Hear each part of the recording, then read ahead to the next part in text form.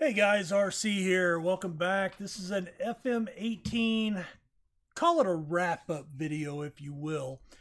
So if you were watching me earlier in the year, I had two FM18 saves going.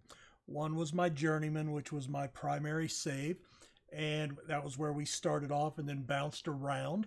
And the other was my save with Leeds United, my favorite team, my favorite club. And so at some point I decided I didn't have enough time to dedicate to doing two full-blown FM saves. Just, didn't have enough time in the day, the week, the month to, play enough games, record enough episodes to give both the attention they deserved on my channel. So what I decided to do was keep my Journeyman as my primary save, and I'm very happy with how that went. And I took my lead save and I made that my personal save, and I played that on my own free time. So on my channel, you can look through my playlist, and there is a 43 video playlist for Leeds United for FM18. And the very last episode was a recap up to that point, which was in June of 2022. So that was the very end of the 2022 season. And I guess we'll back up here, and we finished third in the table that year. We ended up with 78 points. So I wanted to kind of catch you up to speed. Of course, you can see we are midway through the 2028 season. So we've advanced just a little bit.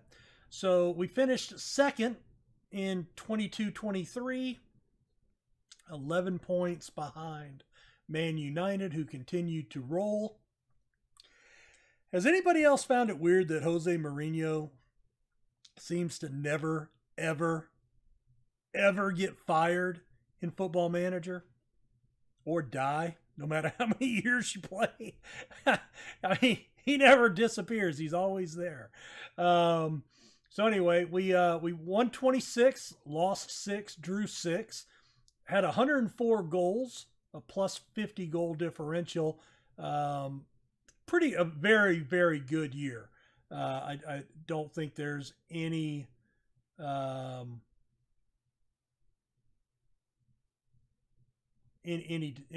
disputing that.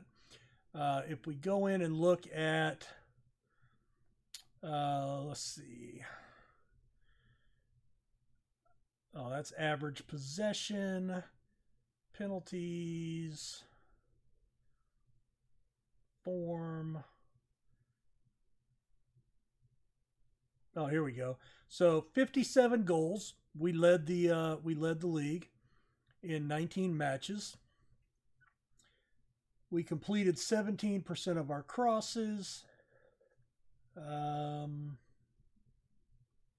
We led on direct and indirect set pieces. Chances created. I wish it would go in, and it might. I'll click here. Let's see. That's okay. That's this year. So we'll have to go back. We'll have to go back and look at that. All right. So anyway, we finished second that year. Second the following year. Now, Man United cracked the 100-point mark, so it looks worse, but so be it. 124 goals for us that year. 42 against, a plus 82 goal differential. So we were tearing it up on the offensive end of the pitch. 2024, we claim our first Premier Championship. 94 points, 7 points clear of United, 129 goals. Very, very happy. And then we repeated the following year, 112 goals and 93 points. What's that? 15 points clear of Arsenal. United slipped to third. And then we three-peated, 98 points, got close to that century mark. And in our current season, we are 18-0-1, 54 points. We're already 10 points up on Man City. United has fallen to 4th. So we are on a roll of epic proportions not seen since the days of, dare I say, Don Revy. Not that I would ever put myself in Don's class, but hey, I'm happy. Let's just put it that way. Let's see. If we come in and look at the club, I want to see if I can find stats. Well, actually, you know what? I guess let's go to transfers. Let's go back to that 2022-23 season. So this was a year, so you guys have actually missed, if you were following this save, you've actually you've missed the best football that we've played. Kevin Sabath went to Huddersfield, $9.5 million. Fofana went to Colne for $8.5 million. I'd forgotten about him. God, it hurt to sell anybody to that club. Galatasaray. Don't like them. Never will. Anyway, $1 million. Hitty to Arvist. I hated to move him. I've got a soft spot for Dutch players. And I guess that goes back to, Van Persie and Robbins, here in recent memory. Always liked watching those guys. And so I've just kind of always had an affinity for Dutch players on my teams. And, so $7.75 million. Chuba Akpom goes for up to $21.5 million to Brentford. Stuart Armstrong went to Watford. Our backup keeper, Loic Batashil, went to Watford as well. Let's see. Anybody else for big money? Jacob Maddox. I don't remember him. Must have been a young player. He's 29 at this point. And that was 8. So he was 23. Probably hadn't even cracked my club yet. Let's see. Anybody else? Rico Henry. Torsten Bussey went to Wolves for 10.5. Dorfler. I had brought him in. He did a job for us. Pereira. $36 million to PSG.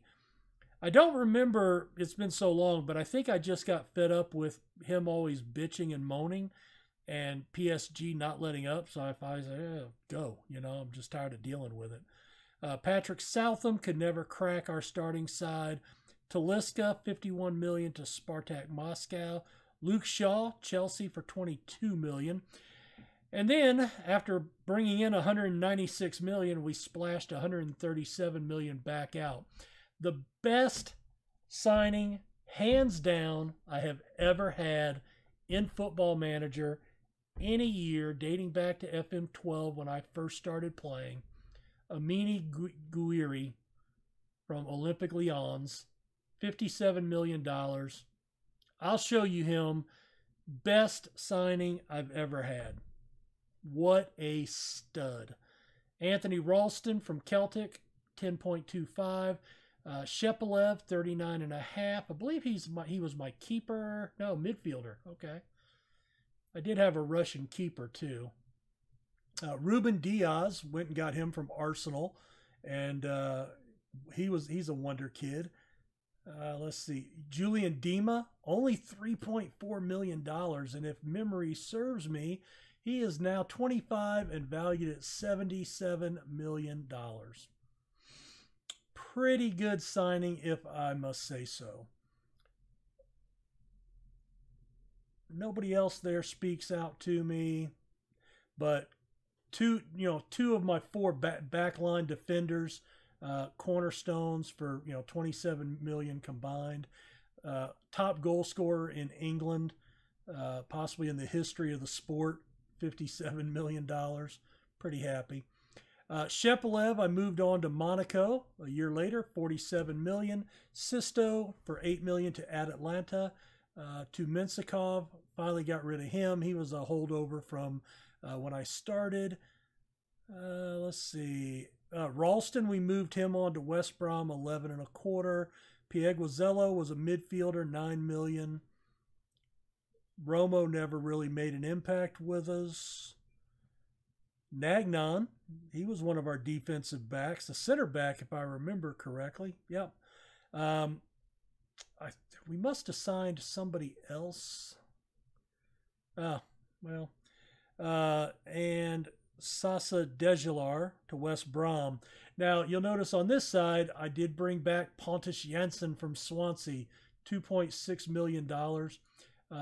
Pontus, he retired, so I can't look at his history. I can't see his transfer history. Come on, man. No? Hello? No transfer notes? Nothing? Oh, that's disappointing. Let's see. Oh, joined Leeds. So he was on Leeds when I took over in the save, $4.5 million. I sold him to Swansea in 2019 after we gained promotion, $7.5 million. He went back to the championship and rejoined me in 2023 for 2.6. So we made a nice little profit on him. Actually, we made enough profit to cover both times he joined our club. So that was nice. And then we sold him for $1.1 million, and he finished his career in Real San Sebastian. So it was nice to get him back. Pontus was one of my favorite players today in real life for Leeds. We brought in Oyo on a free. He turned out to be a freak of nature. The game didn't think much about him. I think he only had like a 3-star rating. His ratings looked better than the 3-star to me, but he never really cracked the lineup. But every time he played well.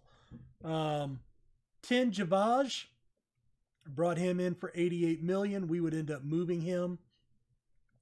Renatinho from Chelsea for 59 million.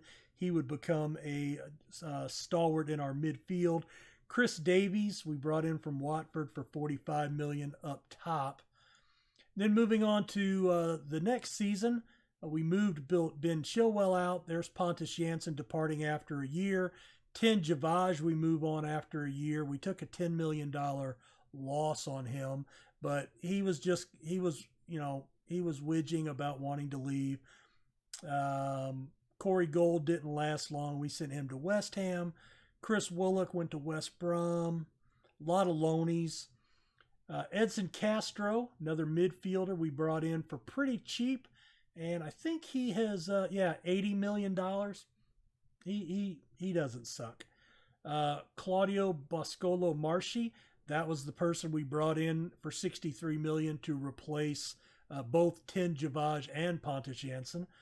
So that's where he came in at. Samuel from Arsenal and Ian Fleury, who I love as a player in the game. Don't know anything about him in real life, but he has turned out to be a star for us.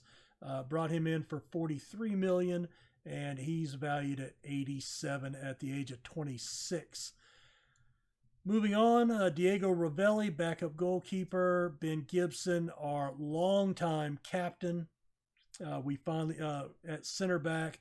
Liz Musette. It was a sad day. Let's take a look at Liz. So I brought him on for 1.2 million.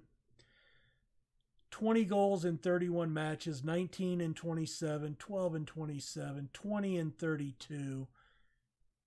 And then only 9 and 22 and 9 and 23. But he just, you see, he started making a lot more substitute appearances and just couldn't keep cracked in the starting lineup. And that was due to me signing that Guiri, Amini Guiri. So we'll look at him in a little while. But prolific goal scorer for a stretch, and then just lost his place. Ended up moving him to West Brom, making a nice tidy profit of 26.3 million, and then they ended up taking a huge loss after 2 seasons, where he scored 6 goals in 43 matches. And so now he is aging and not looking so good.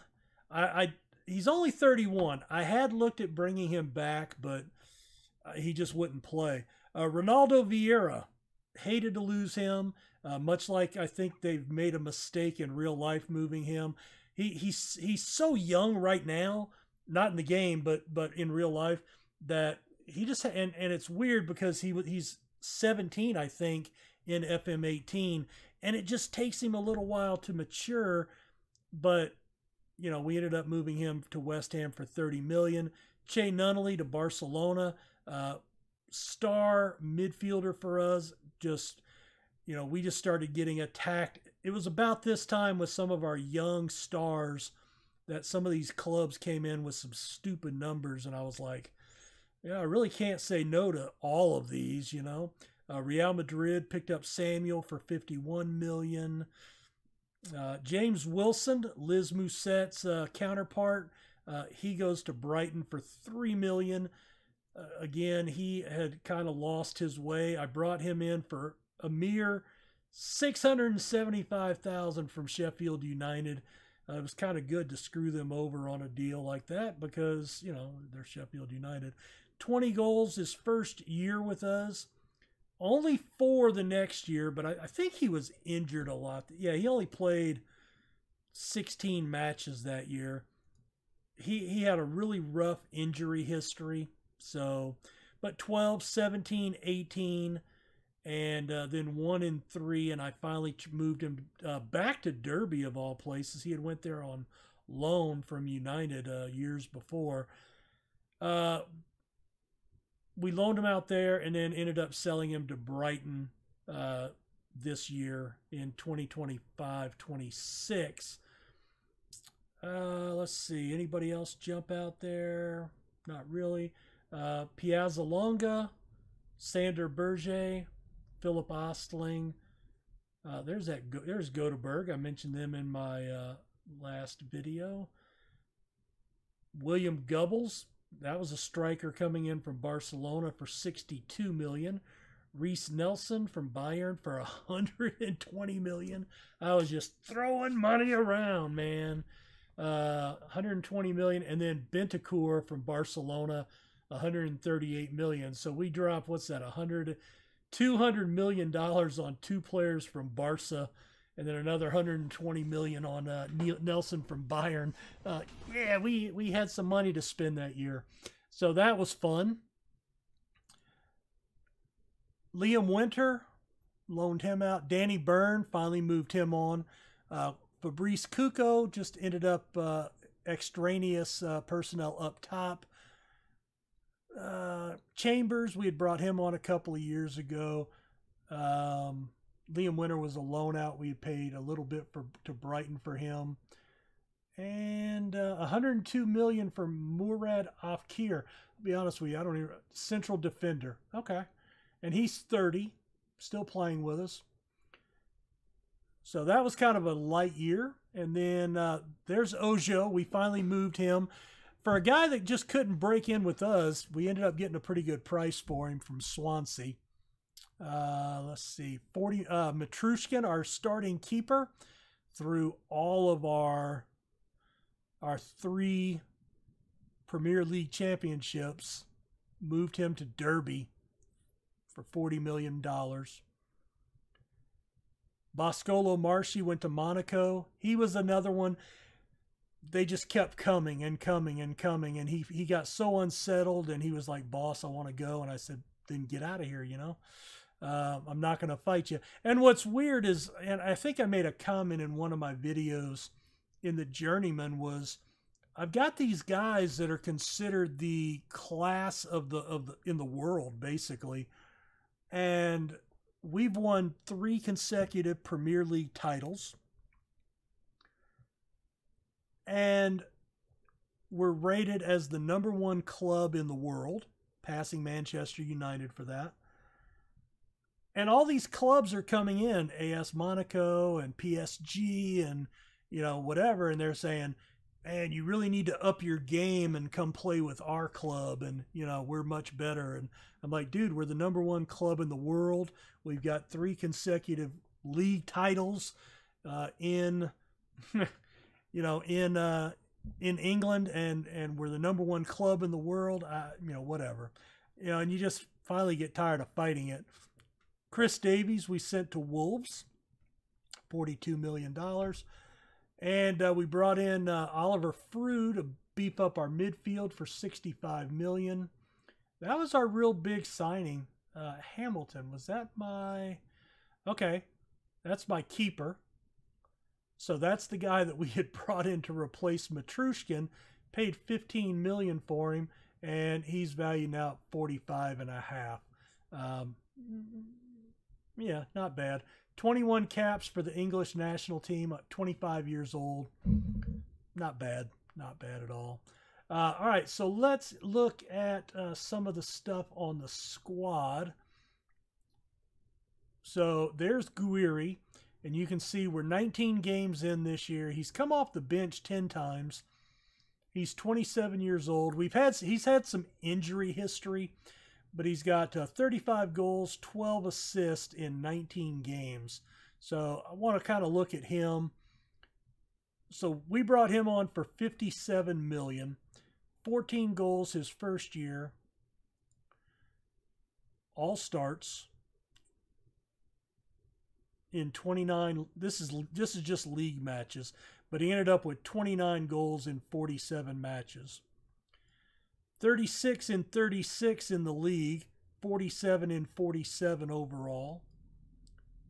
34 in 32 league matches, 51 in 47 overall. 19 in 22 and 40 in 37. 34 in 35. And thus far, 35 goals in 29 appearances, 10 of those off the bench. And he's playing an 807 for the year in all matches. So if we take a look at me, I think my history, job history. All right, so I've been with Leeds since the beginning. We started off in the championship, got promoted, and I won head coach of the year and manager of the month. Right? Then we finished 17th. That was the year, you may remember if you watched it, it went down to the final fixture of the season, and we squeaked out of just narrowly missing relegation. Thank God. I was stressing out. I still remember how stressful that was. Then we had a huge year, finishing 4th, head coach of the year, manager of the month once, and we qualified for Europa. Then we finished 12th, so that was the drop-off. And then we finished 3rd, head coach of the year, 2nd, head coach of the year, head coach of the month twice. And then we also won the Carabao Cup and the FA Cup.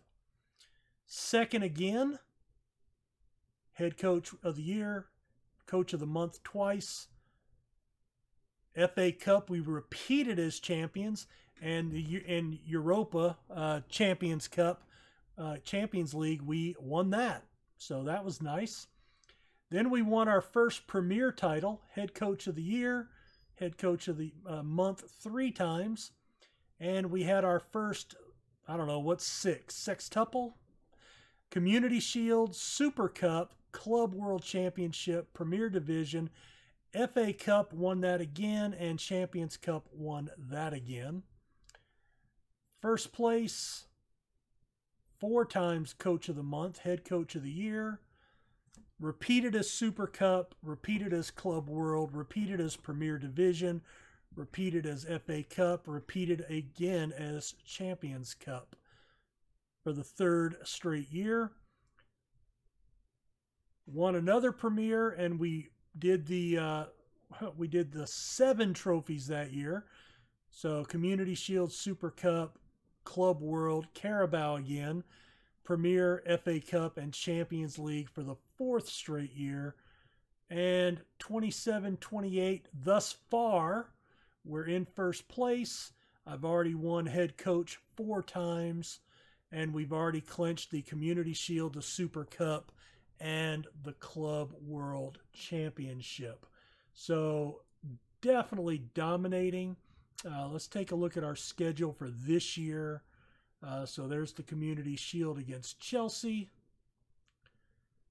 Man City, West Brom. I mean, it's gotten to be where we're just running away with things.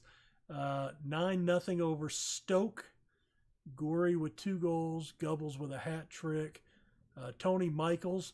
And that's one reason Guerrieri's now coming off the bench somewhat, is Gubbles has become a star and Michaels has become a star for us up top. And so, yeah, we're playing very well. Hamilton, of course, is the young keeper that we brought on for next to nothing. Diaz and Dima I've held on to. Renatinho, Bentoncourt, Berger. So, you know, you can see the cast of people that we've brought in over the last, you know, half dozen seasons or so that are our stars. And, you know, there's our starters. So our keeper's 25. Afkir's just 22 years old. But not many elder statesmen. Ruben Diaz has been relegated to the bench with Afkir and Fru coming on board.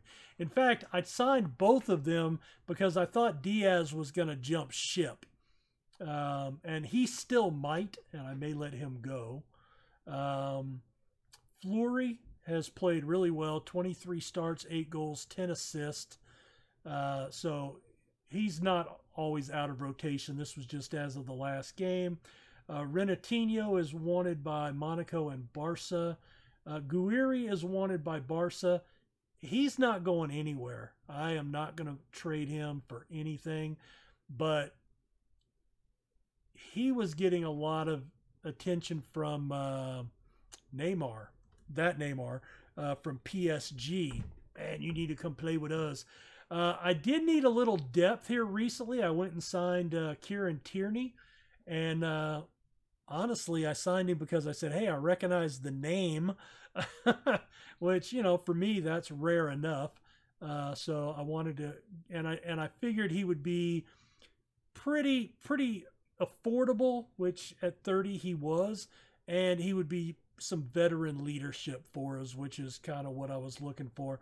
I also brought in Joe Lumley, 32 years old. And he's decent because last year I got stuck with 2 injured keepers and having to go with a U18 keeper down the stretch, and that was not fun. So anyway, very good goal scoring year. Tony Michael, 18 and 18. And where's Gubbles? 7 and 10 starts. So that is Leeds United for my save, and still progressing with this, and don't know how long I'll go, but this will be something I'll probably keep going in FM18. I actually post the results for this on another website that I'm a member of, just a sports gaming website, and we do a lot of Dynasty posting on there in addition to the leagues that we play. They're online multiplayer game leagues, using games just like Football Manager, but in other sports, baseball, pro and college football, American football, basketball, college basketball, pro basketball, hockey. So a lot of sports there that we play online, multiplayer leagues. So some of the things we do on the side is we post some of our personal dynasties, and that's what I do with my Leeds save.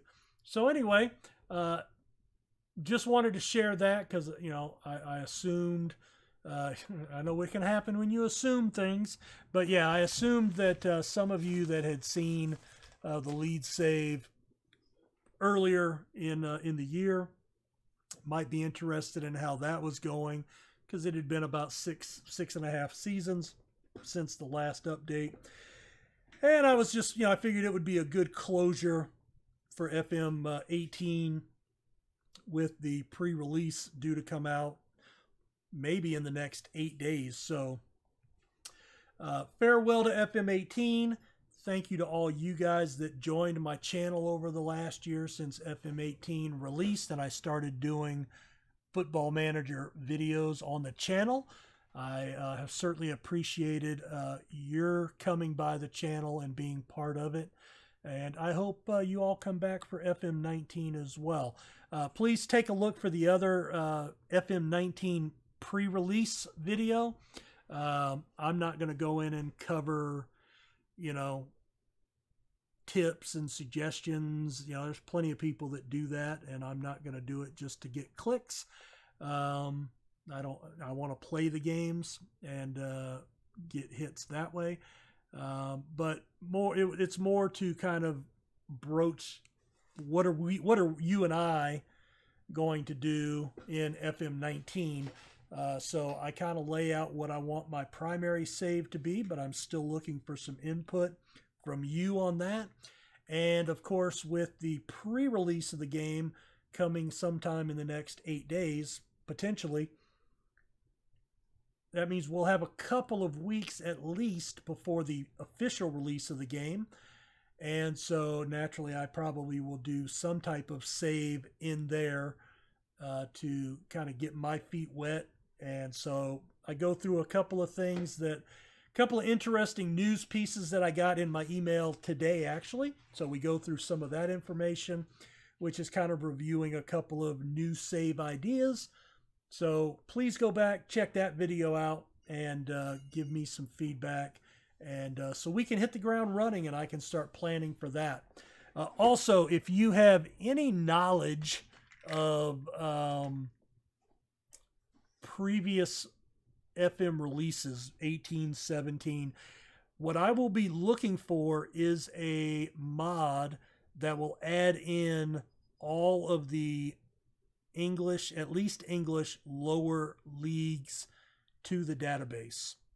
So going well below Vanarama, we're talking down into, ninth or 10th division, honestly, I don't even know how far it goes, but that's kind of what I'm looking for, is to get a real low-end club, do some lower league management, LLM, not an LLM save, but, lower league management, and trying to build them up into a powerhouse, possibly in the Premier Division at some point.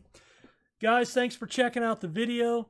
Thank you so much for being part of my channel. It means the world to me. You guys are what make the channel what it is. So thank you for being there for me.